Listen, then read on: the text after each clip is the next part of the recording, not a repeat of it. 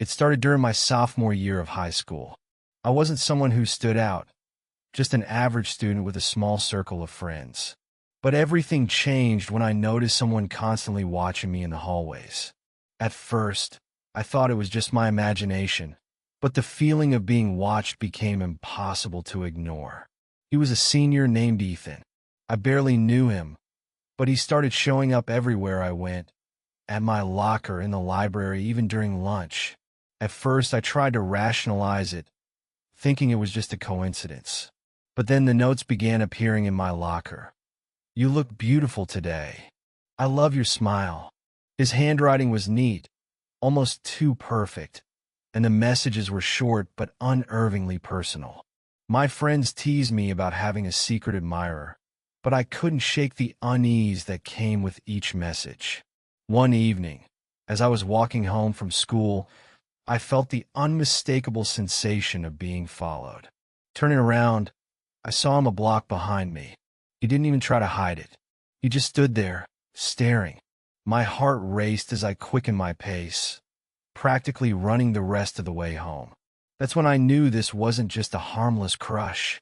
Things escalated quickly after that. Ethan began messaging me on social media, even though I had never given him my accounts. The messages alternated between compliments and cryptic comments like, "You can't hide from me."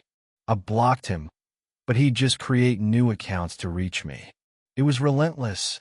I started to feel trapped, like I couldn't escape him no matter what I did. Then, one night, I was up late studying when I heard a faint tapping at my bedroom window. At first, I thought it was the wind or a tree branch. But when I pulled back the curtain, I saw him standing in my backyard, staring up at me. My blood ran cold. I slammed the curtain shut and called my parents, who immediately called the police. By the time the officers arrived, Ethan was gone. They took my statement and assured me they'd keep an eye out, but it was clear they didn't take it as seriously as I did. To them, it probably seemed like a teenage misunderstanding, but to me it felt like my life was spiraling out of control. Over the next few weeks, I tried to carry on as usual, but the fear was always there, lurking in the back of my mind. One afternoon, I came home to find a package on my doorstep. There was no return address. Inside was a single, framed photo of me, taken from a distance. It was from that night he'd followed me home. My hand shook as I realized how close he'd been, how long he'd been planning this.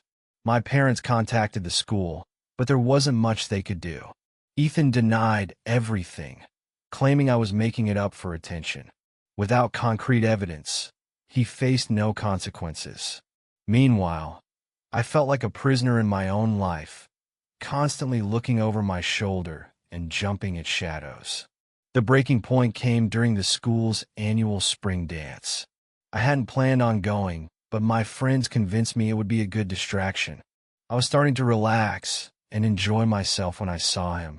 Ethan was standing in the corner, his eyes locked on me. He wasn't even trying to blend in. My stomach churned as he started walking toward me. Before I could react, one of my friends noticed my panic and stepped in. She confronted him, causing a scene that drew the attention of his chaperone. Ethan was escorted out, but the damage was done. I left the dance early, shaken and more afraid than ever. The next day, I found out he'd been arrested. My friend had tipped off the police about his behavior, and they'd found evidence in his room. Photos of me, printed screenshots of my social media posts, and even a journal detailing his obsession. It was enough to issue a restraining order and ensure he wouldn't be coming near me again.